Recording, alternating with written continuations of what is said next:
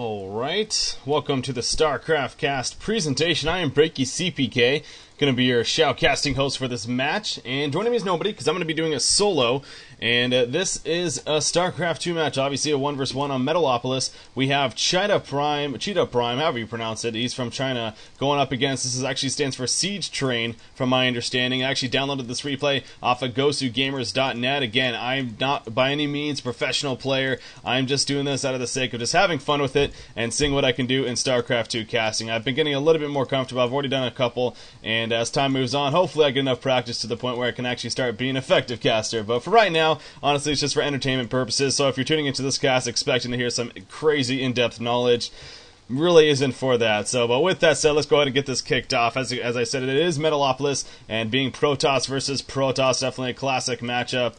Can always be a fun matchup at that. We have the red Protoss spawning at the 12 o'clock position, while we have the blue Protoss spawning at the 6 o'clock position. So completely opposite sides of the map at the longest places possible. So definitely would not expect any quick rushes as a result of that. Obviously, are proxying.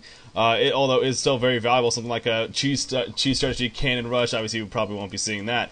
There's a little bit of chit chat going on the screen. Obviously, I have no clue what they're saying. Seeing as I do not speak Chinese or whatever, Korean, I guess it could be as well. I'm not even 100% sure on exactly what it is, but anyway. So with that said, we do have the blue SiegeTrain. He's actually using that probe. Well, mess up on the camera there. He's now spawning things out, or excuse me.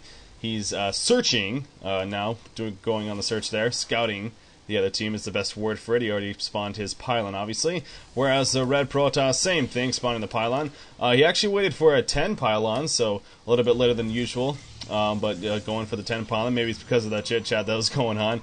Kind of lost track, lost focus there. Gets the gateway up at 11, an 11 gate, and now he sends his probe out to scout. So a little bit later scout for himself, again with the chit chat going on. I wouldn't be surprised if that just delayed him a little bit. But this is a public game. This is not a tournament game by any means, just a random public game that I just decided to download. It looked like it might have been decent. So again, we see the blue Protoss player now using that probe to kind of put a little bit of harassment on the pylon, causing some issues there, and we'll see how the red Protoss player reacts to that. You can see from the unit count now 15 goes the assimilator up for the red side. As far as the blue is concerned, he already has his being built as well around the 15 mark. Now goes his second pylon, as well as a gateway, which was already created. So didn't catch necessarily when it was created, but I'm sure it was. It actually wasn't as fast as the red one, though. You see the red one spawning just before. Now cybernetics core at 16, as well as another pylon for the red player.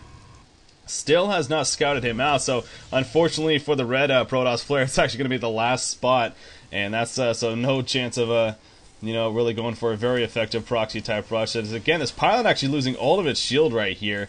Red not too concerned about that though, obviously, but this blue probe not taking any harassment himself, so he's just going to stay there as long as possible. Hell, if he's not going to get harassed, might as well, right? We have another gateway going out for the red side as well as the blue side, so it looks like both of these players could be going for the typical 2-gate early on, eventually into a 4-gate. What route after that they want to go is going to be interesting to see. We don't have any sign of proxies from the looks of it, as you can see. No pylons anywhere on the map other than their own bases, so not going to have any very aggressive play in that sense. I would not be surprised to see them taking it and going to build up their forces and then look to go for something. This map is actually a very effective map for doing stalker blinking, blink stalkers, is the best way to put it. Again, I'm still getting onto the terms with StarCraft 2. I've originally cast some other games, so I'm still getting with StarCraft 2. But blink stalkers, definitely a very popular strategy on this map. Obviously, with maps like this, where there's high points going into the base, it's good to use those blinks to harass quite effectively, bouncing in and back and forth. We do have a proxy pylon going up right here from the blue side, and it looks like he's going to use that to eventually, with the warp gates, to warp in some units. So an aggressive play looking to happen here from the blue Protoss player. Once again, he's now scouting out the gold, seeing if there's any sign of a quick expansion. Obviously, you wouldn't expect that with the PvP matchup, but just in case. Getting vision all over the map just to see what's going on. Now sitting at the Zelnaga tower, and that's what he's going to use. First couple of stalkers coming out now for the blue Protoss player.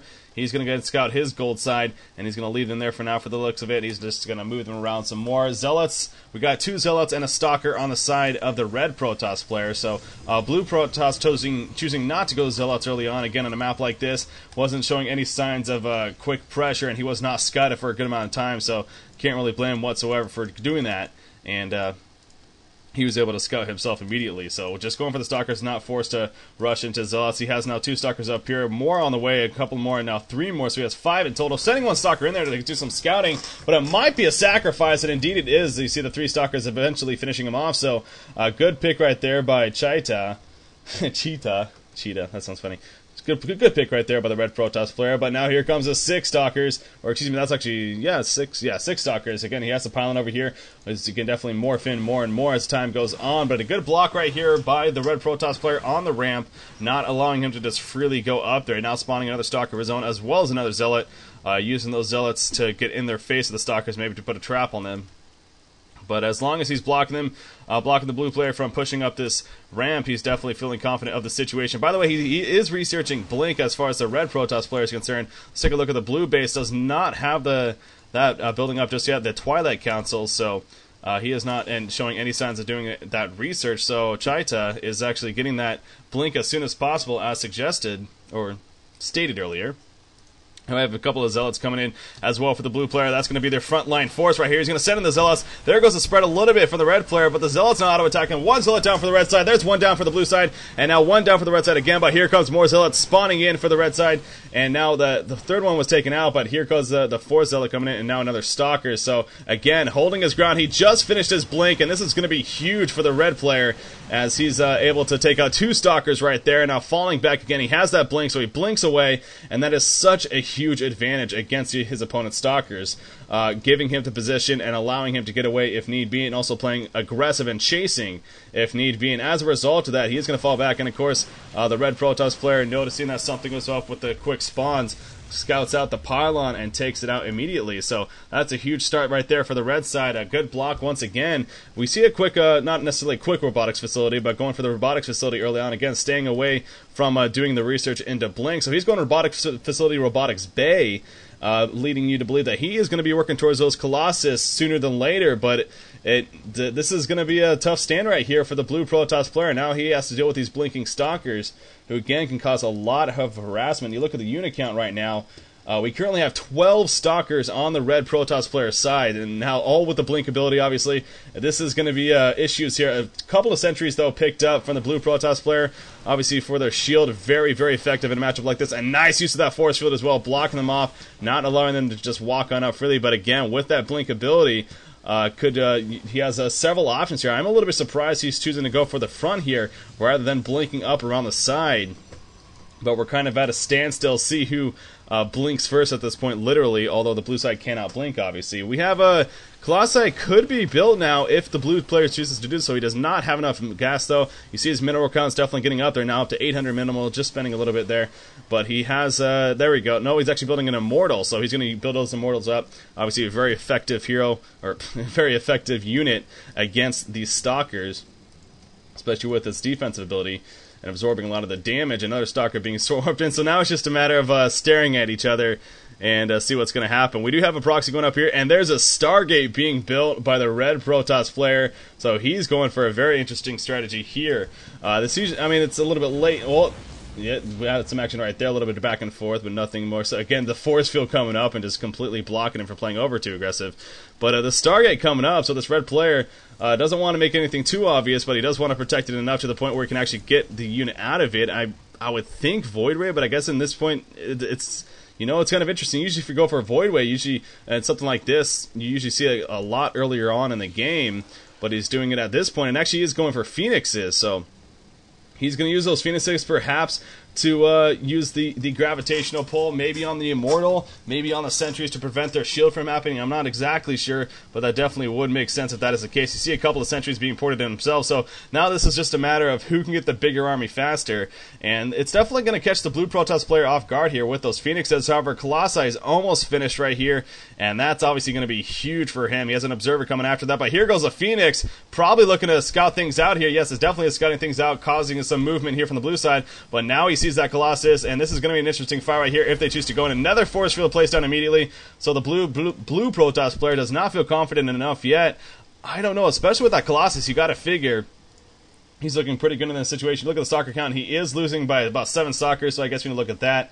That's definitely something to be worried about in the sense of kind of rushing in right here. But he is going to feel confident right now. Here he goes with the attacks. The Stalkers leading the front line. The Colossi there. Will they try to focus down the Colossi? Is falling back there. The Phoenix actually attacking the Colossi, noticing, so the Phoenix can obviously attack them. And now the red player just blinking away. The Phoenix trying to do as much damage as possible on the Colossi, but the Phoenix goes down right there. The Colossi does not even lose his shield, so again, a very good play right there for the blue side. And now he's going to go even further onto the red team. With that blink, though, you got to figure that the red toss player, he's going to be fine for now. But he is still kind of sticking in here, and he blinks actually into the base. Very good blink right there. And now he's going to be able to do quite a bit of damage. The Colossi jumps off the ledge, though, but the Phoenix still pounding into the Colossi. I'm surprised that the Stalkers have not turned around yet. There we go. And that Colossi stands no chance. So the Phoenixes are going to easily take out the Colossi with the assistance of the Stalkers. And this is exactly what I'm talking about on this map. They just blink right down, and they're going to be fine. So very smart play right there by the red toss player. I definitely think the stronger army on the part of the red, or excuse me, the blue.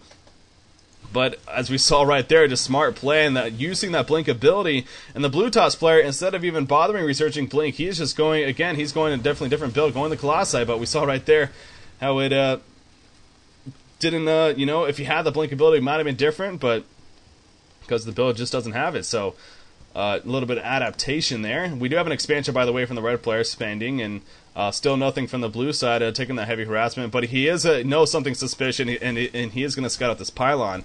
So much for that. But here comes the army once again on the red side, going into the blue forces. Stalkers dropping left and right. Out comes the D-Lets in the front line. Nice force fields blocking them from falling back effectively. Of course, they still have the blink, though. But the gravitational pull on the Immortal, preventing him from doing anything. He's quite a wrecking crew against these Stalkers especially, so you want to prevent them as much as possible. And you see, once again, holding him up in the air. The Stalkers are just duking it out, 9-10 in favor of the blue side. Now 13. He's spawning more in. There goes the Immortal, though. Good take right there. The Phoenix is flying away just in time without with the Immortal there, and no energy for the gravitational pull, not much use, but you see the blink coming in, chasing on the blue side. It is very, very even right now.